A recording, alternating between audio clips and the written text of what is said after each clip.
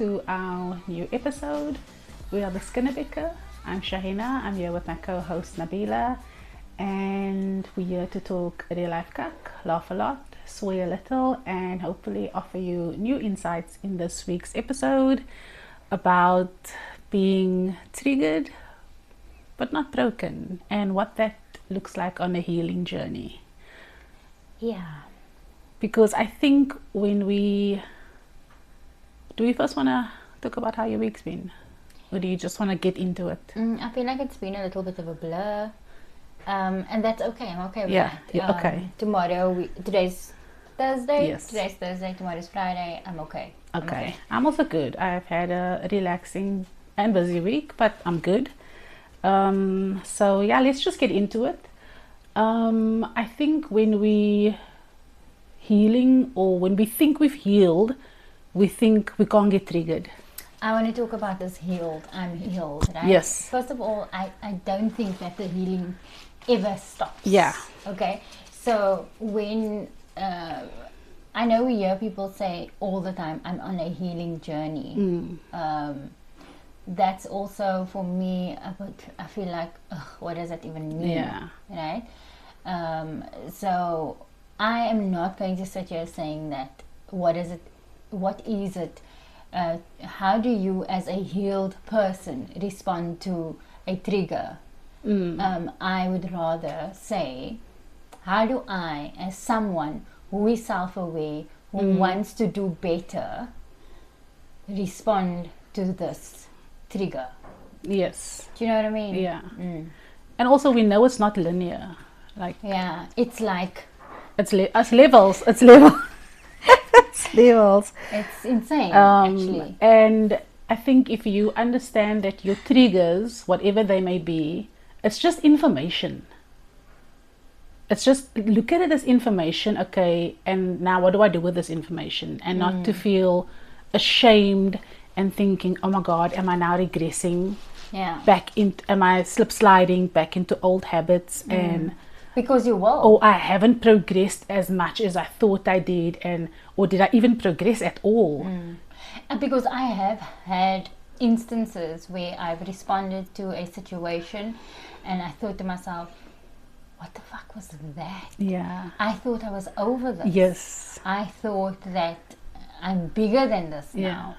And I think when the wounds are so deep, right? I always say, in theory, yeah, great. But in practice. It is a completely different story. So, and the practice will come in such different looking situations. Yeah. So a trigger can be present, the same trigger can be present in a relationship with a parent, a romantic partner, a child, a friend, and then it looks so different. Exactly. And the dynamic of the relationship is also different. But you must then be able to process this information and recognize it for what it is. So, slipping into slipping into old behavior patterns, which you have thought you've processed and you know how to deal with better, is a human response. Yeah, because it's really just an old wound that's not thinking, oh, this looks familiar. So if you think about it, the trigger is the wound, right? Yeah. Now there's the wound, the trigger is like picking at the scab. Picking at the wound. It's like, this is looking familiar. Oh. Yeah, and it's hard. And then your red blood cells want to run there. Yeah, right. And also sometimes, as weird as it sounds, sometimes these old wounds and things feels like safety. No, absolutely. Like I feel like we humans are such so weird. Complex. So we're so complex. Like sometimes what harms us feels like safety. And it's because I realize now that as a child, if you were a child who felt that you needed to earn the love of your parents, for instance, then those are the patterns you go look for in romantic Right? partners. So now you're in a romantic relationship where you feel you need to earn my love. Yes. You need to buy me things. You need to constantly Prove it, or do things. Do things to prove that that you are worthy of my love. Yeah. That feels safe for you, right? But it's actually harmful. Yeah, absolutely. It's harmful. So yeah. Get me back on track. Okay. Okay, so you need to regulate your nervous system. That's step one. Okay, you know when we say regulate our nervous system, what the fuck do we mean? Tell me, man. Tell me what you mean. I mean, so I know, it doesn't mean that you must never react. I'm not saying when regulate your nervous system, it doesn't mean you must be like a stone pillar and have no reaction, because you have a lot of stuff happening in your body. So we're not saying don't react. You can have a reaction. I mean, how do you regulate your nervous system? I mean, for me, I always try I literally start taking deep breaths. For me, breathing is an underrated, underused practice. Oh God! I think it's because we take breathing for granted. It's something we don't. It's automatic. It's automatic. Right. We don't think about it. It's just something that we do naturally. But the minute you become conscious of your breathing and you slow it down, it's life changing. It is life changing. Like literally something as simple as, I think there was on an episode you told me to breathe or something, and then I thought I was gonna die. I thought you were trying to kill me. I didn't die. But it's literally something as simple as just breathing to ground yourself and to bring you back to center. You know, on Instagram, right? My algorithm is very clean. I only right. So there's this lady, and every time I will be scrolling, and then I'll get her and just write that 4 in. Yes. Immediately, and I'm doing it, right? So I 100,000% agree that breathing for me is so. It changes things. I can even be having a conversation, and obviously you don't know what's going on in my mind or what I'm thinking, but you will notice me doing this. Yeah. And then secondly, becoming aware of your body. Like relax your shoulders, unclench your jaw. Drop your tongue. Like simple things we don't even sometimes know that we are not aware of what's happening inside our body when we are in these heightened emotional states, because our mind is going like 100 kilometers an hour, and our body is obviously having a physical reaction to our emotions. And this is why I asked this question, right? How do you regulate your nervous system? Because people are always saying you must regulate, but we're not talking about how we do that. And Shaheena's now given you examples of how she does it. I also tend to breathe, but I also do this thing where I rub my heart. And I really feel like it's so soothing to me. And it helps put your one hand on your heart and your other hand on your stomach when you're doing the breathing, because it really, like, then you can feel yourself breathing. Like then I feel like you really, okay, I'm actually alive and I'm breathing and I'm here, I'm present. I mean, and if you think about it, it's actually so simple. Our bodies react. I mean, think about body language, you know, the faces we make when we're listening to people talk, the way you're clenching some part of your body, or when something feels tight, where is it sitting, all of those things. So, I mean, I know to some people, this sounds very hippie. Hogwashy. Yeah, this sounds very hippie. What the heck are you talking? But do yourself a favor and just take a moment. And for take a moment. Take a moment to think about what slight changes happen when I feel triggered. Yeah. I mean, I don't know what people's religious beliefs are. For some of you, this could be taking wudu and making 2 rakats lillahi ta'ala. For some people, it could be opening up your Bible and reading a verse. I don't know what your beliefs are, but go do something that you think would bring you peace in that moment. Absolutely. And I think it is finding peace in a chaotic moment. And so what's essential here is to understand what works for you. Like you said, there are du'as in the Quran that literally can be used for anxiety, Yeah. for grief, or whatever. And if it's just sitting there, but the point is that you're looking for instant peace. Yeah. Because your body doesn't know that it's that moment. It mustn't be. Your body will respond. Yeah, exactly. And I mean, I sometimes will use simple things like a mantra. I am safe, I am safe, I am safe. I know it sounds stupid, but No, absolutely. but like literally I will tell myself out loud, I am safe, I am safe, I am safe. And when you think about a trigger is linked to a traumatic experience, right? So when that initially happened, and who that initially happened with, the people, it's never going to happen again. I hope it's never going to happen again in the very same way. So if, for instance, you had a traumatic experience within a past romantic relationship, a simple mantra can be, he is not, this is. Yeah. Do you know what I mean? You sort of bring yourself back to the present moment. Yeah. Because triggers are linked to past experiences. Yeah. So I do try to not use negatives. Like I try not to use negatives. I always try to say like is or am. Okay, so you'll say this is, he is great, he is kind, he is, you know. Okay, that's just my personal thing. But I mean, you can do what works for you, but I try not to use negative things in my mantras. And then this takes practice. After a while, like you think this might take you long, but once you get used to it, like then you'll recover faster. Like you'll slip into these habits, and then it will take you faster to recover the more often you do it. And that's also a sure sign that, okay, we're making progress here. Exactly. So you will still feel triggered. You're never not going to be triggered. Well, you could get to the point where it doesn't bother you anymore. There are certain things in my life where I'm like, and sometimes big things happen. That's like really big life things could happen that's gonna knock anyone. Yeah. And so being triggered doesn't mean that you're not healing. Yeah.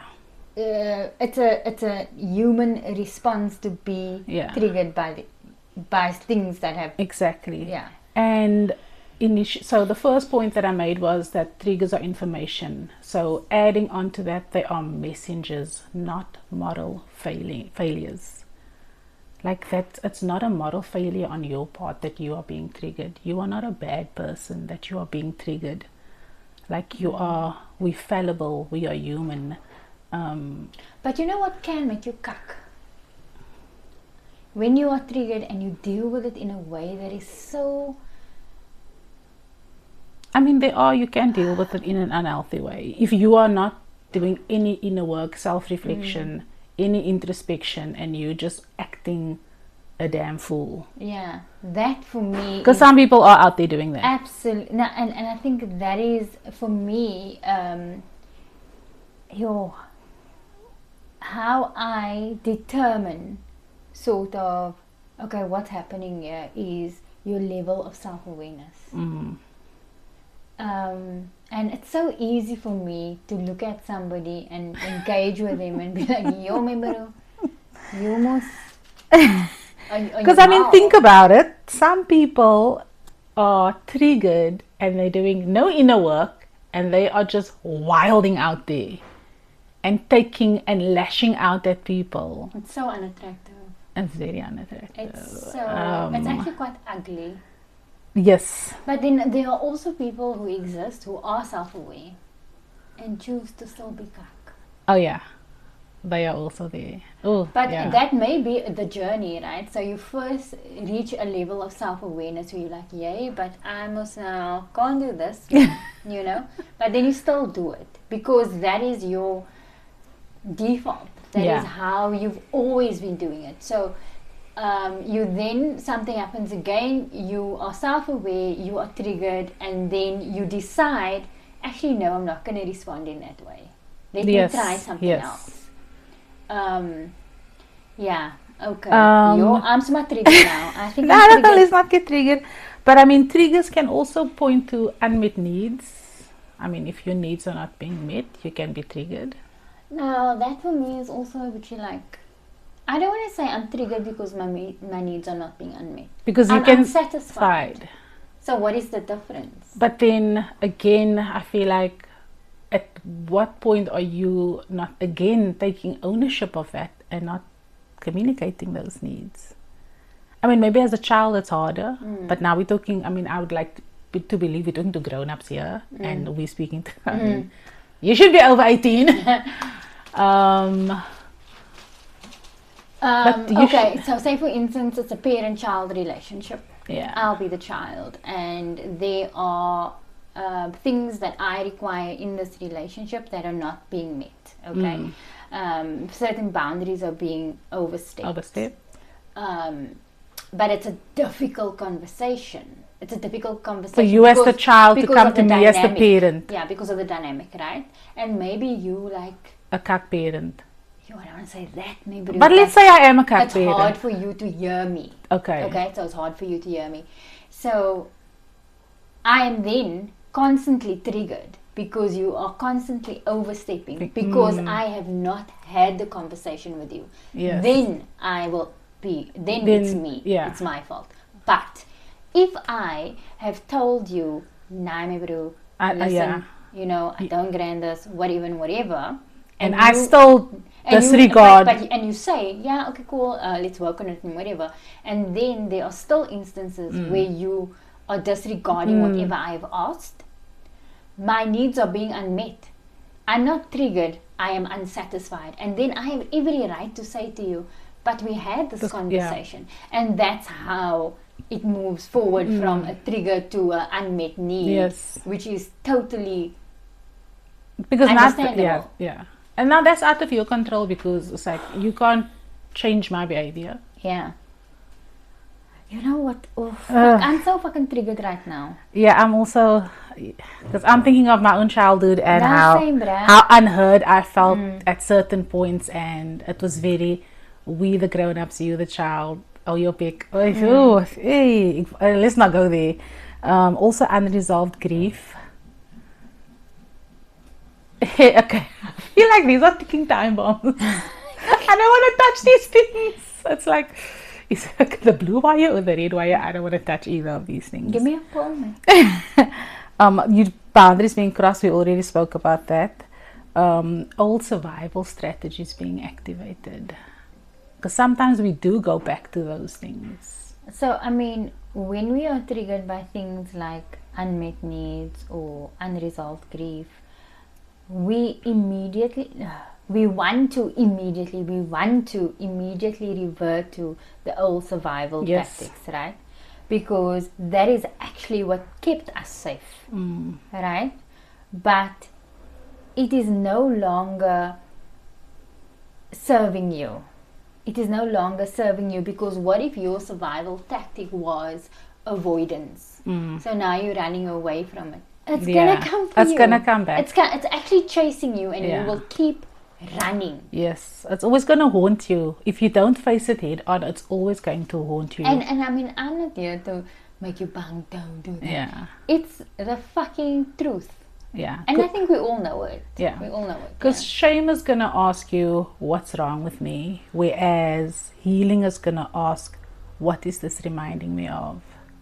And I think that's what you need to unpack. What is this reminding me of, and how do I resolve this? And I mean, you don't now have to think about, like for me, I don't know what this reminds me of because my memory is shot. Yeah. Well, yeah. I sometimes just know. Yeah. So for me, the question would be, how does this make me feel? How does this make me feel? You know, this makes me feel unheard, unwanted, disregarded, and those are very deep.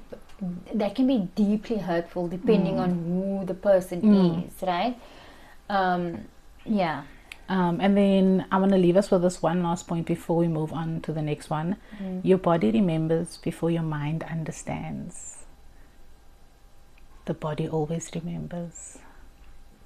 And I think that's why these triggers can be so jarring, Because sometimes something happens and before your mind even has the chance to catch up, it's already sitting there in your body. Okay, what's the thing that you said about your body remembers? I was saying that when we are triggered, our body remembers first before our mind catches up. And I mean, that is so, that links so well to what we were saying earlier, how you regulate, you know, you're regulating your nervous system, and you're looking at how your body is responding, and you're literally soothing. Which is why we gave those body exercises, because somatic exercises. Which is why we need to calm the body down, because the mind is going, and which ties into our next point, that healed is not about being calm. Healing is not about being calm all the time, and it's about being self-aware and self-soothing. And we talk about self-soothing all the time. I'm a self-soother. PhD. And trusting yourself to bring yourself back to calmness. You know how we always, when we think about triggers and self-soothing and regulating and all of those things, it's a very lonely road. Yeah. Because it's all inner work. And I cannot rely on you to soothe. I can actually. If you are blessed to have people in your life who know you so deeply and understand. And I also understand what that journey looks like, because maybe they also have been on it or are embarking on it, so they get it. Yeah, they get it. So this is a wonderful support system to have. But essentially, I think what happens is, like, I'm an overthinker. And I don't think I want to label myself as an overthinker anymore, but it's rather somebody who really processes shit. Yes. Like, I dissect, you know. And when I do that in my bed late at night, I can spiral, but I no longer do. I said to you, right, a big thing for me last year was letting go. Yes. And it continues through now, where I can easily say, but I have no control over that. Yeah, letting go and letting them. Let them. Oof. Let them. It's like, fuck it, I don't. Yeah, FAFO. Let people into their FAFO era. Yeah. And you do what you need to do to protect yourself. So, because the thing is, like, people are going to do what they are going to do. So you can be emotionally mature, and also I think sometimes two things can be true at the same time. Like, absolutely, you can be emotionally mature and intelligent and maybe still hold on to some negative emotions. Like, let's say, for example, okay, I'm going to give maybe not a silly example, but let's say you have a job, right? And now your friend gets a better job. Like, they just get a job, and like you're happy for them, but you're jealous as well. Like, I think two things can be true at the same time. And now you're triggered because you were also job hunting, and you're also you want to get out of your bad situation.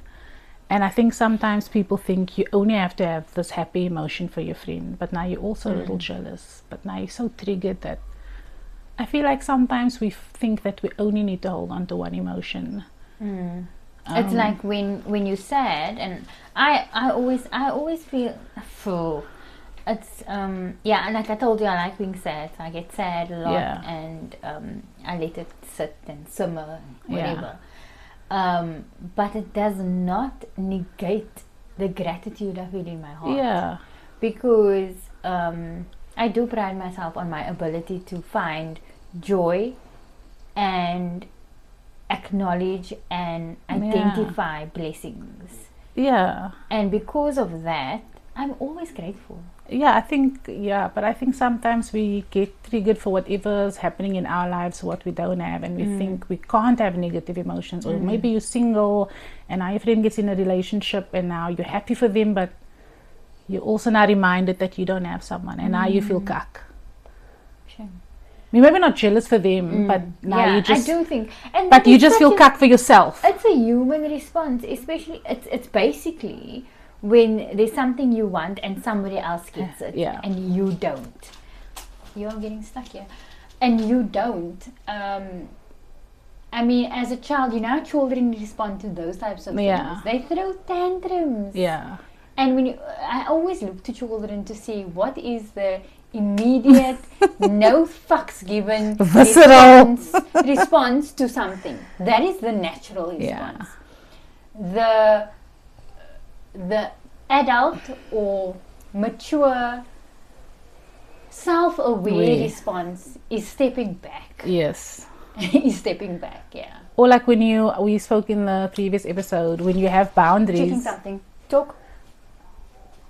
When you have boundaries, but you still have guilt around that.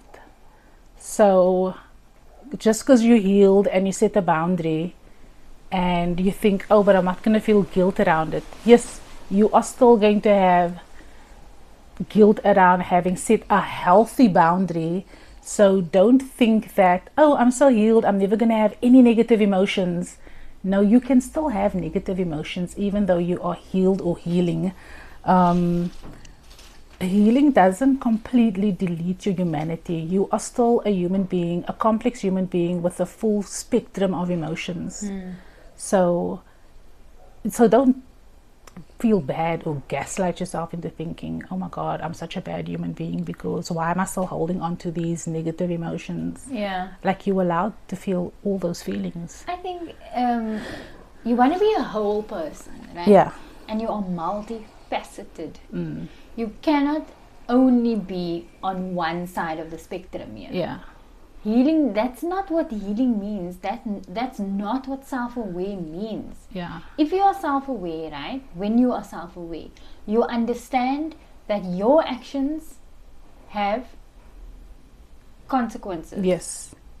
And you take into account what those consequences are, especially for yourself and the people that you are engaging or interacting with. So, I mean, it doesn't mean that it's always going to be lekker. Yeah. It's always going to be fun and happy and whatever. That's not what it means. Being self-aware doesn't mean you're happy and you heal and you're living your best soft life. Yeah. It's actually more of the opposite.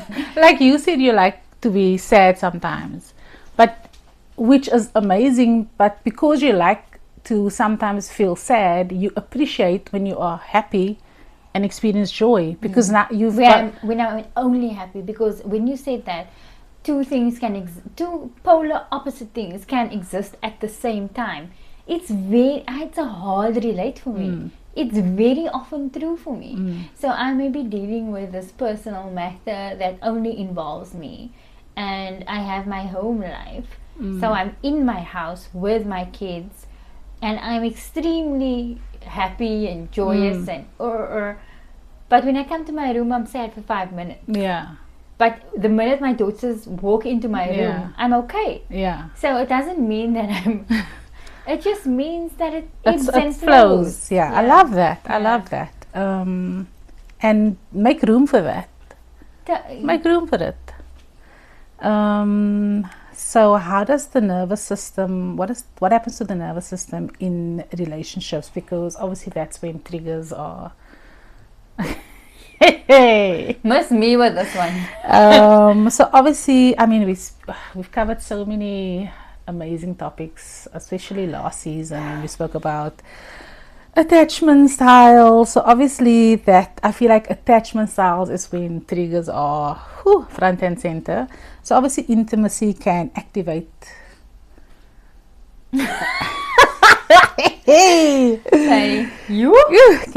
can trigger those attachment wounds. So I feel like we spoke about avoidance and anxious. So those, I mean, triggered instantly. Just those two words. I'm so triggered right Like now. just- It's like my nervous system is like Just hearing those words, vibrating. just hearing those words, instant trigger. Do you know, I was thinking about what triggers me, what are my main triggers, and most of my triggers come from romantic relationships. Yes.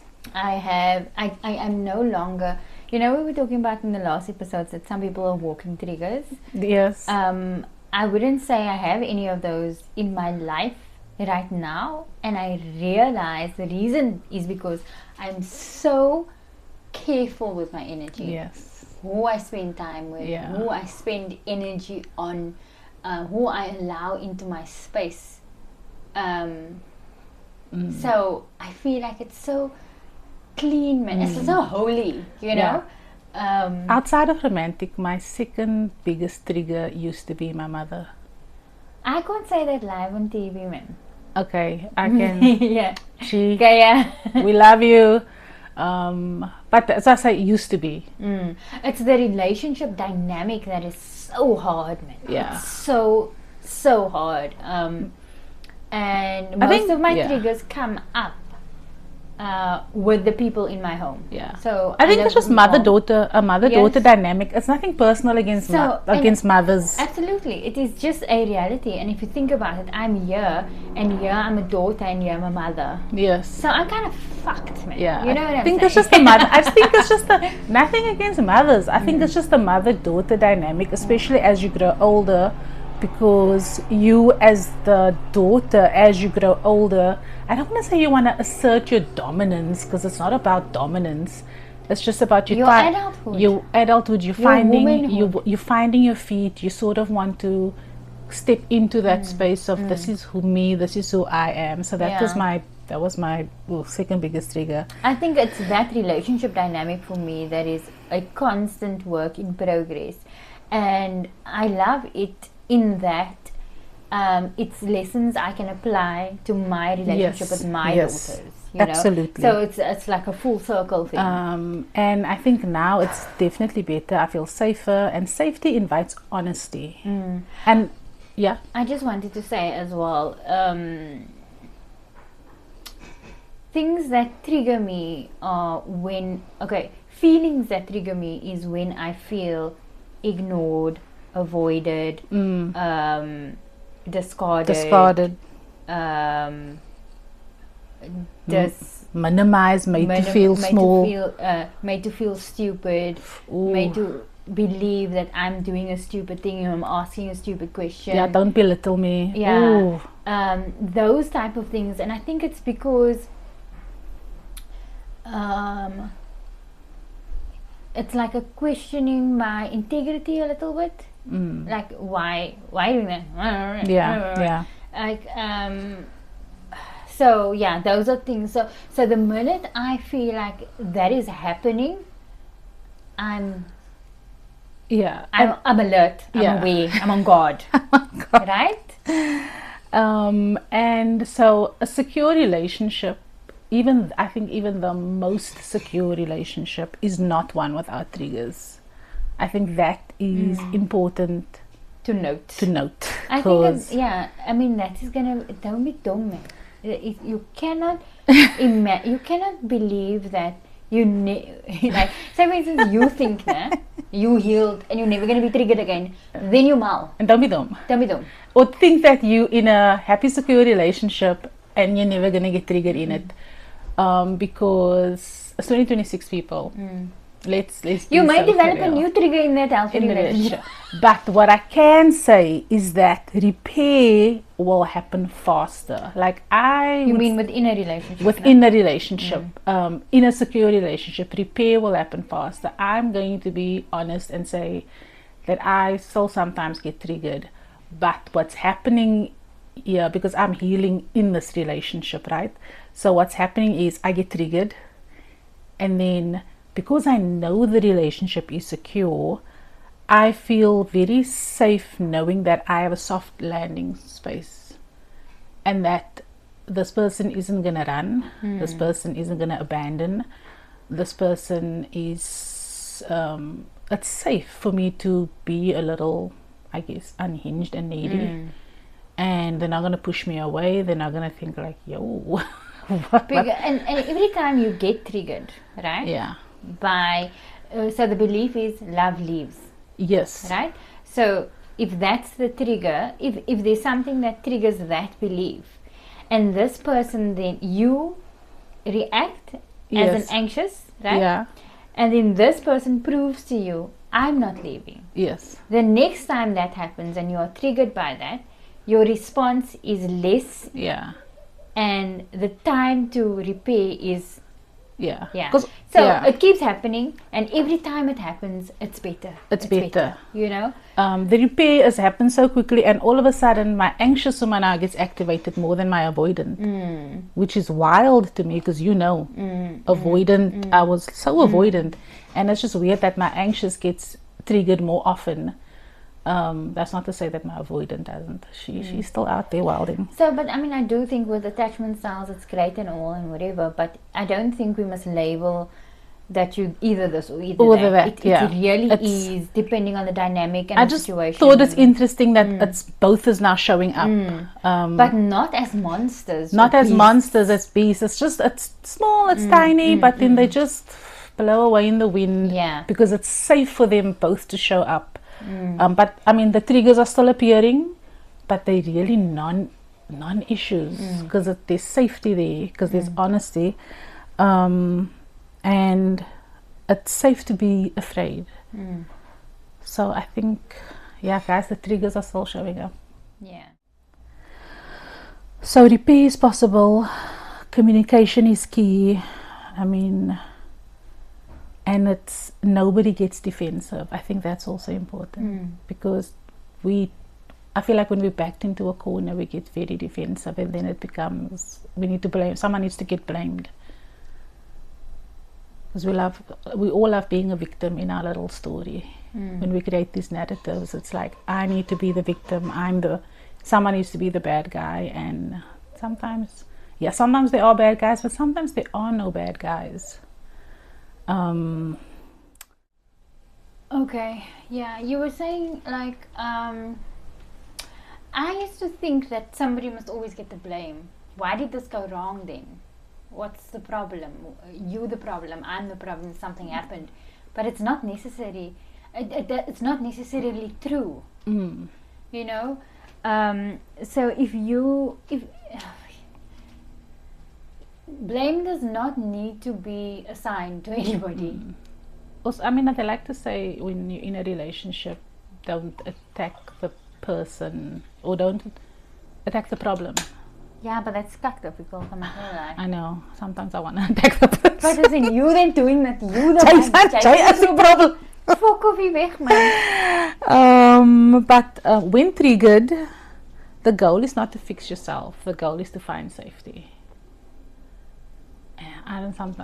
Which is hard. Do you know, for a long time I felt like, maybe it's part of me still believes it, that the only time I'm safe is when I'm alone.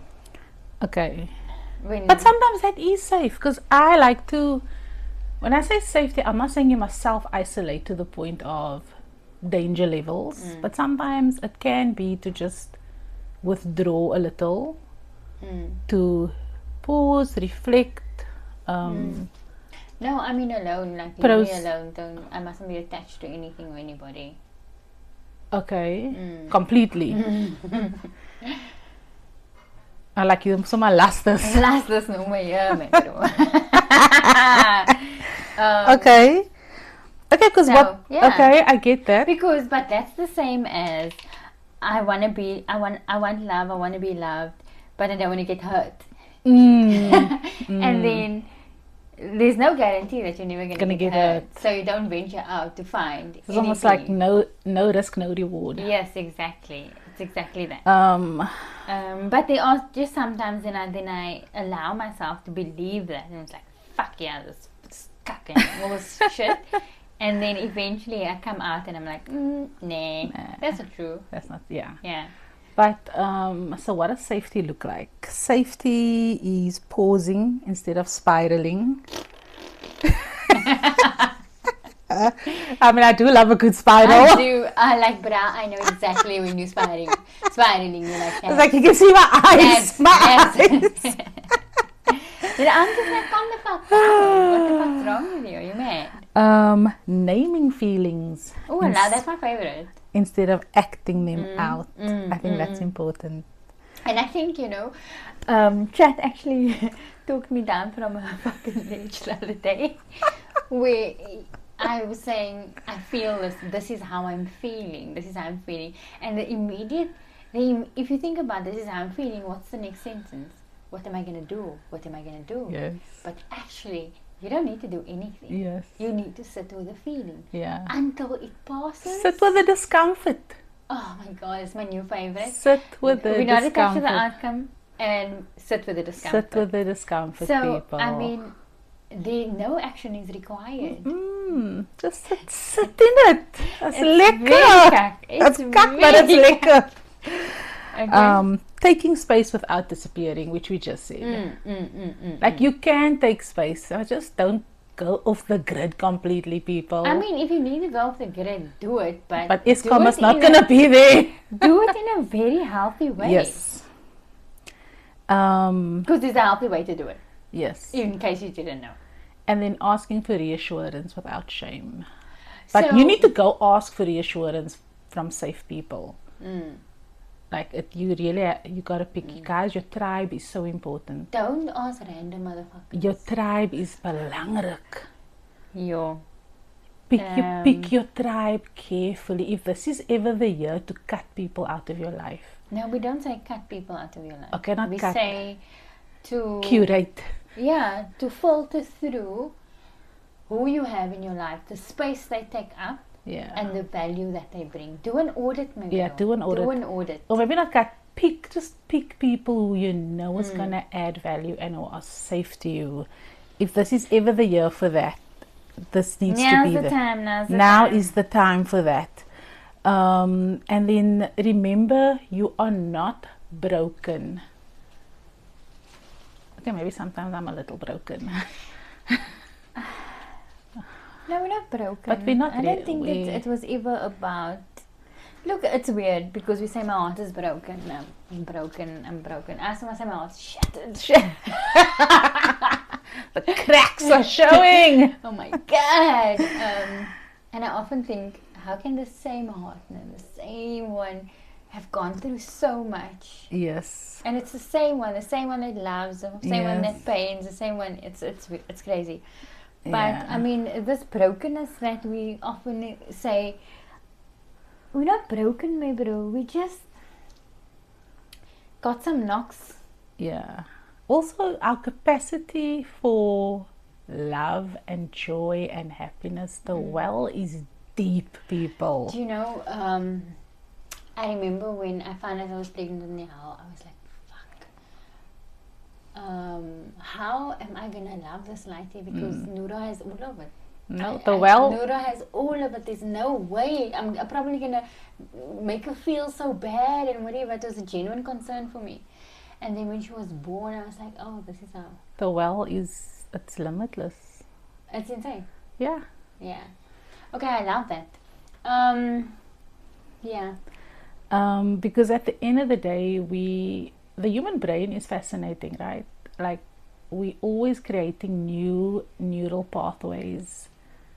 Even no matter how old we get, like that reshape our beliefs about ourselves. Yeah, so new neural pathways are always being created. No matter, cells die, but new cells are being created. So with each trigger that we have is an opportunity for us to respond differently, to stay present. And the more we practice those new responses, those healthier responses, it is carving. Yeah, we can say carving. Paving. I like paving more. Yeah, because path, ne? Yeah. Paving the way for those new pathways. Yes. Yeah, and then that becomes the new belief. Yeah, and I think we need to always choose self-compassion over self-criticism. I think we're so quick to put ourselves down and say negative things about us, so quick to say negative things about ourselves, and why don't we say good things about ourselves? I don't know, because Think how easy it is to say bad things about ourselves. I wouldn't say I say bad things about myself, but I do say nothing about myself. You mean I won't say, yo, that is a quiet thing that you did. Yeah. I would never say that. Okay, true. Yeah. And I won't say like you cuck, you stupid. I will never say that about myself. But you don't hype or gas yourself up. No. Yeah. I never do that. I tend to minimize things I do, and then when I tell someone else I did something, they'll be like, "Oh wow, that's amazing!" But then in my mind, I will think, "Oh, it's not that great. It's not that amazing." It's just like I did because not that it was easy for you, it was just something that you did. So you don't. It's like like for me, I'll think, "Oh, that's just normal." Yeah, but someone else, it's mind blowing. But you will say, like in a joke, you'll say something about yourself, then I'll say, "Oh, you're a pig." Do you know what I mean? Like, like you, yeah.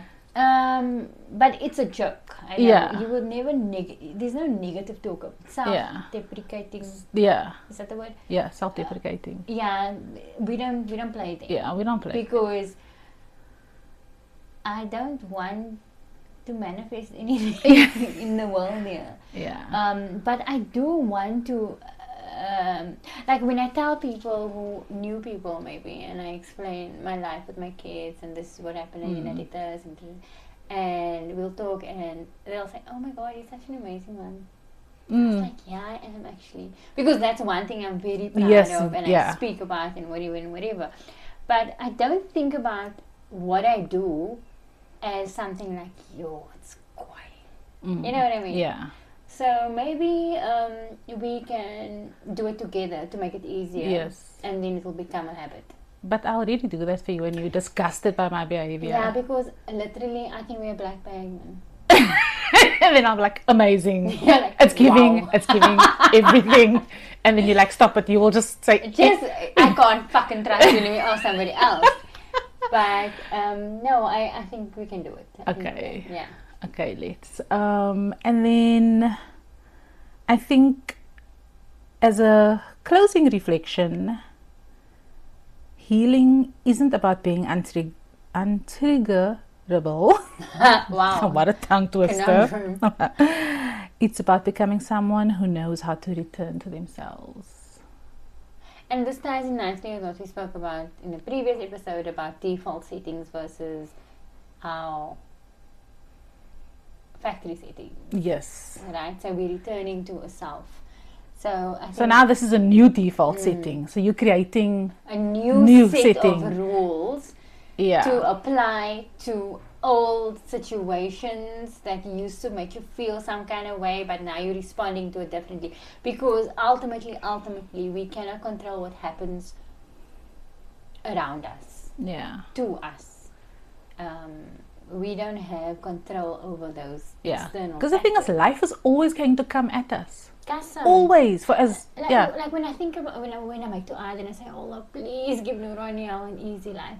And when I say that, I don't mean don't let them have tests so like of this magnitude and that. Obviously, there are certain things protecting from this and that and whatever, but it's more about give them the skills and the knowledge and the emotional intelligence and mental strength to deal with whatever comes their way. Yeah. So that it doesn't knock them down. Yeah. But if it does, I'm here. But you know what I'm trying to say. So yeah. Yo. I didn't like this episode. I mean, I love it, but I didn't like we scratched a bitchy at the scabs. I'm very bitchy. Fragile. I feel triggered. So triggered. I need to go isolate. Self-soothe. I'm gonna self-soothe. I need to go isolate now and go self-soothe and reflect on everything now. No, you're okay. You're okay, girl. But yeah, I think about your triggers. Obviously, some of these things that we said, it's very much things to go think about when you are not being triggered in the moment. So obviously when these things are literally happening, my only advice, if I were ever to give advice, It's just breathe, my friend. Yeah, Before you open your back and Yeah. you say something that Breathe. you can never take back. Yes. Like you can say something to me, say somebody says something to me that is extremely fucking hurtful. The apology that goes, I'm sorry I said that I was angry. Cuts no ice. No, man, because what's the saying? People The are, truth. no, not that. People will maybe forget what you said, but they'll never forget how you made them How feel. made you feel, yeah. Yeah. So it's almost like it's hard for me to separate that now. You know, like you made me feel like that one time. And that one time, remember that one time? Get forget. Draai jou weer nie So I think it's not going to be easy, but as anything good in life, the good things take some time to really figure out, but it's so worth it as always. But yeah, that's okay, it. That's us. That's it. I'm done. Thanks for tuning in. We'll see you on the next one. Like, rate, follow, subscribe, share, pop us an email, theskinnerbekkerpodcast@gmail.com. Until the next one, bye. Bye.